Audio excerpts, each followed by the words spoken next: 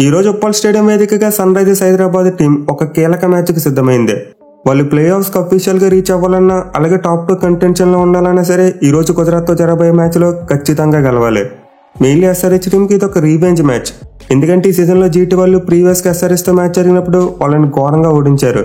277 పరుగుల భారీ స్కోర్ కొట్టిన టీంను ఆ నెక్స్ట్ మ్యాచ్ లో 160 రన్స్ కే కట్టడి చేయగలిగారు. And also Gujarat team overall గా చూసుకుని ఎప్పుడు కూడా ఎస్ఆర్హెచ్ ను డామినేట్ చేస్తూ వచ్చారు. సో వాటన్నింటికి సమాధానంగా ఈ రోజు ఎస్ఆర్హెచ్ టీం గుజరాత్ టీం ఓడించి ఖచ్చితంగా రీవెంజ్ తీర్చుకోవాలని చూస్తారు. మెయిన్లీ ముందు చెప్పినట్టు ఈ మ్యాచ్లో ఎస్ఆర్హెచ్ వాళ్ళు గెలిస్తే వాళ్ళకి అఫీషియల్ గా పక్కన క్యూ మార్క్ వచ్చేస్తుంది. ఎందుకంటే టీం ఆల్రెడీ 14 పాయింట్స్ తో ఉంది. ఇంకో 2 పాయింట్స్ వస్తే 16 పాయింట్లకు రీచ్ అవుతారు. అండ్ ప్రెసెంట్ పాయింట్స్ టేబుల్ చూసుకుంటే 16 లేదా అంతకంటే ఎక్కువ పాయింట్స్ సాధించగలిగే స్కోప్ 4 టీంలకే ఉంది. దీంతో రోజు ఎస్ఆర్హెచ్ గెలిచారంటే వాళ్ళకి అఫీషియల్ గా పక్కన క్యూ మార్క్ వచ్చేస్తుంది. బట్ దీంతో పాటు మరి ఇంట్రెస్టింగ్ ఆస్పెక్ట్, ఎస్ఆర్హెచ్ టీం కు క్వాలిఫైర్ 1 ఆడే ఛాన్సెస్ కూడా ఉన్నాయి. ఎందుకంటే ప్రెసెంట్ టాప్ 2లో ఉన్న ఆర్ఆర్ టీం మొత్తం 18 పాయింట్ల వరకే సాధించగలరు. కానీ ఎస్ఆర్హెచ్ టీం కి చూసుకుంటే ఇంకా 2 మ్యాచ్లు మిగిలి ఉన్నాయి. అంటే వాళ్ళు కూడా 18 పాయింట్లు సాధించగలరు. పైగా ఆర్ఆర్ కంటే బెటర్ నెట్ రన్ రేట్ ఉంది. సో ఎస్ఆర్హెచ్ టీం కనుక జీటీ మరియు పీబీకేస్ ఓడించగలిగితే ఖచ్చితంగా టాప్ 2 ప్లేస్ వస్తుంది. ఇన్ఫాక్ట్ ఈ రోజు గెలిస్తేనే వాళ్ళకి టాప్ 2 వచ్చేస్తుంది. అండ్ దెన్ వాళ్ళు తమ లాస్ట్ మ్యాచ్ లో పీబీకేస్ మీద గెలిచినా, లేకుంటే సిఎస్కే మరియు ఆర్ఆర్ ఈ 2 జట్లు తమ లాస్ట్ 2 మ్యాచ్ల్లో ఓడిపోయినా ఎస్ఆర్హెచ్ టీం టాప్ 2 ఉండిపోతుంది. సో ప్రెసెంట్ అయితే ఎస్ఆర్హెచ్ టీం కు ప్లే ఆఫ్స్ కు క్వాలిఫై అవ్వడమే కాకుండా క్వాలిఫైర్ 1 ఆడేందుకు కూడా బాగా స్కోప్ ఉంది. అయితే ఈ మ్యాచ్ లో ఎస్ఆర్హెచ్ ఓడిపోవాలని, జీటీ గెలవాలని చెప్పి గట్టిగా 3 టీంలు కోరుకుంటాయి. సో ఆర్ఆర్, ఆర్సీబీ మరియు సిఎస్కే ఈ 3 జట్లు కూడా ఈ రోజు ఎస్ఆర్హెచ్ ఓడిపోవాలని కోరుకుంటారు. మెయిన్లీ సిఎస్కే టీం కు టాప్ 2 రావాలంటే ఖచ్చితంగా ఈ రోజు మ్యాచ్ లో ఎస్ఆర్హెచ్ ఓడిపోవాలి. అలాగే ఆర్ఆర్ టీం తమ టాప్ 2 ప్లేస్ లో ఉండాలనే సరే ఈ రోజు మ్యాచ్ లో ఎస్ఆర్హెచ్ ఓడిపోవాలి. ఇక ఆర్సీబీ టీం కూడా ఎస్ఆర్హెచ్ ఓడిపోవాలని కోరుకుంటారు. ఎందుకంటే ఎస్ఆర్హెచ్ టీం తమకు మిగిలిన 2 మ్యాచ్లు ఓడిపోతే ఆర్సీబీ టీం కు సిఎస్కేను పెద్ద తేడాతో ఓడించాలని ప్రెజర్ ఉండదు. వాళ్ళని ఒక్కరంత తేడాతో ఓడించిన బోత్ సిఎస్కే మరి ఆర్సీబీ ప్లే ఆఫ్స్ కి వెళ్ళిపోతాయి. సో ఖచ్చితంగా ఆర్ఆర్, సిఎస్కే మరి ఆర్సీబీ ఈ 3 జట్లు ఈ మ్యాచ్ లో జీటీ గెలవాలని కోరుకుంటారు. ఇన్ఫాక్ట్ ఈ 3 జట్లు మాత్రమే కాదు, డీసీ మరి ఎల్ఎస్జీ కూడా ఎస్ఆర్హెచ్ ఓడిపోవాలని కోరుకుంటారు. ఎందుకంటే వాళ్ళకు కూడా 0.1% అవుట్ సైడ్ ఛాన్సెస్ ఉన్నాయి. And out side chances click కావాలంటే ఎస్ఆర్హెచ్ టీం తమకు మిగిలిన 2 మ్యాచ్ల్లో ఓడిపోవాలి. అది కూడా భారీ తేడాతో ఓడిపోతే వాళ్ళకి ఇంకా మంచిది. సో ఫస్ట్ ఈ మ్యాచ్ లో ఎస్ఆర్హెచ్ టీం జీటీతో పాటు మరో 5 టీంలకు అగైనెస్ట్ గా ఆడబోతుంది. బట్ 8 మ్యాచ్ లో జీటీ టీం గెలవడం అంత సులువేమీ కాదు. ఎందుకంటే ఈ మ్యాచ్ ఎస్ఆర్హెచ్ హోమ్ గ్రౌండ్ లో ఆడబోతున్నారు. అండ్ ఎస్ఆర్హెచ్ టీం ఆడది తమ హోమ్ గ్రౌండ్ లో 5 మ్యాచ్లు ఆడితే ఒక్కటే ఓడిపోయారు, 4 మ్యాచ్ల్లో గెలిచారు. పైగా మోస్ట్ ఇంపార్టెంట్ థింగ్, జీటీతో కంపేర్ చేసుకుంటే ఎస్ఆర్హెచ్ టీం చాలా మంచి ఫామ్ లో ఉంది. గత మ్యాచ్ లో లక్నో టీం ను చిత్తుగా ఓడించారు. అఫ్కోర్స్ జీటీ టీం కూడా సిఎస్కే తమ లాస్ట్ మ్యాచ్ లో ఓడించారు. అయితే వాళ్ళు కోల్కతాతో ఆడాల్సిన మ్యాచ్ రద్దు కావడంతో ఇప్పుడు కంప్లీట్ గా ఎలిమినేట్ అయిపోయారు. సో ఈ మ్యాచ్ లో జీటీ టీం గెలిచినా ఓడినా వాళ్ళకి పెద్దగా యూజ్ ఉండదు. బట్ అయినా ప్రతి టీం కూడా పాయింట్స్ టేబుల్ లో కాస్త పైన ఉండాలని కోరుకుంటూ ఉంటారు, ఈవెన్ క్వాలిఫై అయినా అవ్వకపోయినా సరే.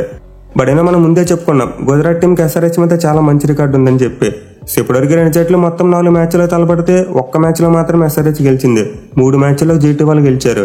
మెయిన్లీ 2 జట్లు తలపడ్డ గత 3 మ్యాచ్ల్లో కూడా గుజరాత్ వాళ్ళే గెలిచారు.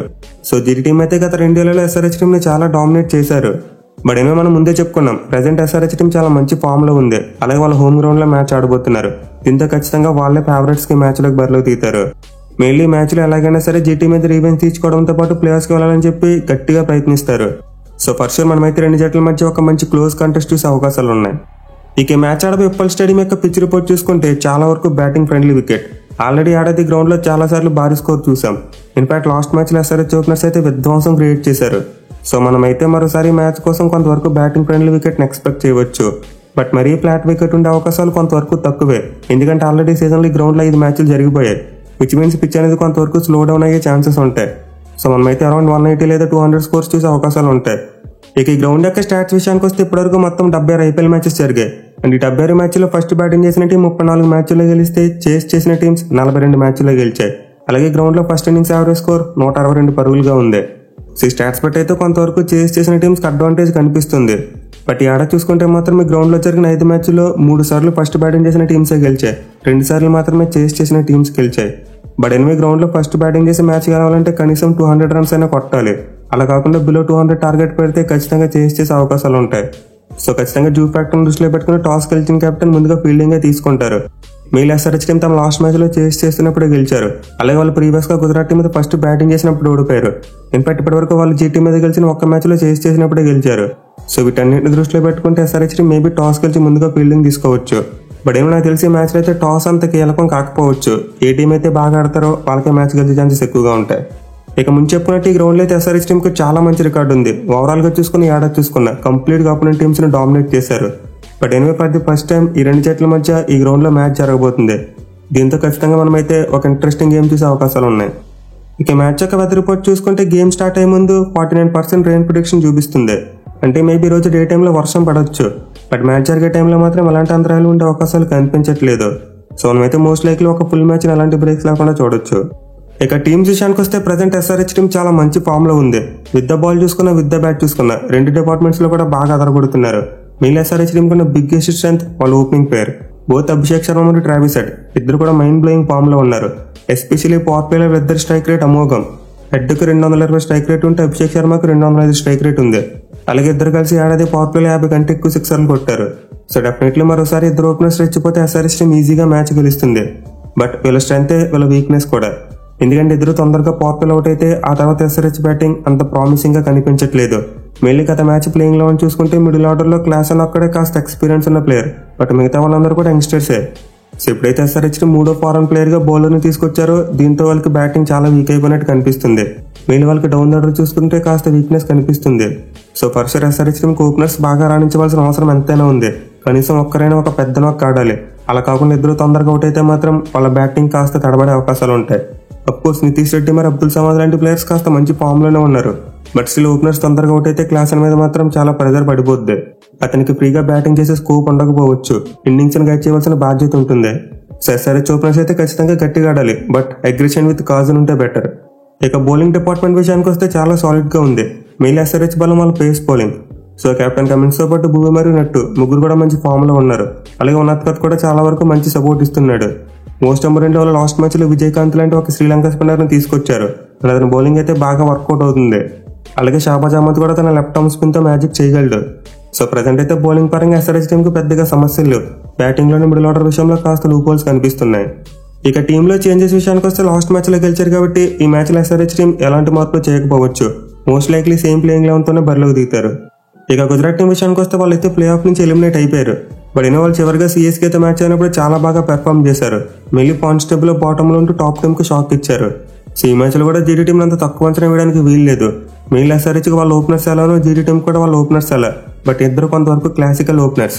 సో ఎప్పుడైతే జీటీ ఓపెనర్స్ బాగా రాణిస్తారో ఆటోమేటిక్ గా టీం భారీ స్కోర్ కొడుతుంది. లేకపోతే వాళ్ళ మిడిల్ ఆర్డర్ చాలా పేలవంగా ఉంది. మెయిన్లీ ఆడిది లోయెస్ట్ యావరేజ్ ఉన్న మిడిల్ ఆర్డర్ జీటీ వాళ్ళదే. సో గుజరాత్ టీం కూడా పవర్ ప్లేలో వికెట్లు కోల్పోకుండా ఉండడం చాలా అవసరం. బట్ ఎనివే డేవిడ్ మిల్లర్ లాంటి ప్లేయర్ కి చాలా ఎక్స్పీరియన్స్ ఉంది. అలాగే ప్రీవియస్ గా ఎస్ఆర్హెచ్ మీద చాలా బాగా ఆడాడు. అండ్ షారుఖ్ ఖాన్ తీసుకుని అప్ ద ఆర్డర్ పంపిన తర్వాత మంచిగా బ్యాటింగ్ చేస్తున్నాడు. ఇక వీళ్ళతో పాటు తివాతో కూడా ఫినిషింగ్ చేయగలిగే సత్తా ఉన్న player. So SRH middle order కు జీటీ మిడిల్ ఆర్డర్ కు డిఫరెన్స్ ఏంటంటే ఎక్స్పీరియన్స్ కాస్త తక్కువ ఉంది. ఎస్ఆర్హెచ్ టీం కి చూసుకుంటే క్లాస్ అని ఒక్కడే ఉన్నాడు. బట్ జీటీ టీం కి చూసుకుంటే ఎక్స్పీరియన్స్ ఉన్న ప్లేయర్స్ ఒక ఇద్దరు ముగ్గురు ఉన్నారు. ఇక బౌలింగ్ విషయానికి వస్తే పర్సర్ జీటీ వీక్ గానే కనిపిస్తుంది. మెయిన్ వాళ్ళ బౌలర్స్ లో ఎక్కువగా డిపెండ్ అయితే రషీద్ ఖాన్ మరియు మోహిత్ శర్మ. ఇద్దరు క్లిక్ అయితే వాళ్ళు మ్యాచ్ గెలుస్తారు. ఇద్దరు ఫెయిల్ అయితే వాళ్ళు ఖచ్చితంగా మ్యాచ్ ఓడిపోతారు. ఎస్ఆర్హెచ్ తో కంపేర్ చేసుకుంటే జీటీ బౌలింగ్ అంత స్ట్రాంగ్ గా ఏమీ లేదు. మెయిన్లీ వాళ్ళ పవర్ ప్లే బౌలింగ్ అంత సాలిడ్ గా కనిపించట్లేదు. ఉమేష్ యాదవ్ లాస్ట్ మ్యాచ్ లో బాగానే బౌలింగ్ చేసినా అతనికి ట్రావిస్ హెడ్ మీద అస్సలు మంచి రికార్డ్ లేదు. అలాగే సందీప్ వారియర్ కూడా ఒక youngster. So power play SRH openers నాపడం జీటీ టీం కి అంత ఈజీ కాదు. వాళ్ళ దగ్గర సరైన గన్ బౌలర్ లేడు. ఈవెన్ వాళ్ళు లాస్ట్ మ్యాచ్ లో తీసుకొచ్చిన కార్తిక్ త్యాగి కూడా చాలా రన్స్ ఇచ్చాడు. సో ఫస్ట్ ఈ మ్యాచ్ లో జీటీ టీం పవర్ ప్లేలో కొన్ని ప్రయోగాలు చేయాల్సిందే. వాళ్ళు తమ రెగ్యులర్ పేసర్స్ తో కాకుండా స్పిన్నర్స్ తో ఎక్కువ బౌలింగ్ చేయించడానికి ట్రై చేయాలి.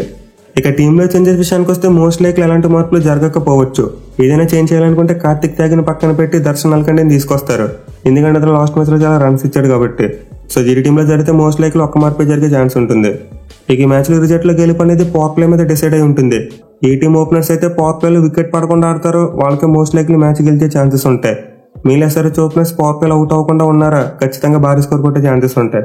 చూడాలి మరి ఈ మ్యాచ్ లో ఎస్ఆర్హెచ్ టీం గెలిచి తమ ప్లే ఆఫ్ బెర్త్ ని కన్ఫర్మ్ చేసుకుంటారా లేదా అనేది.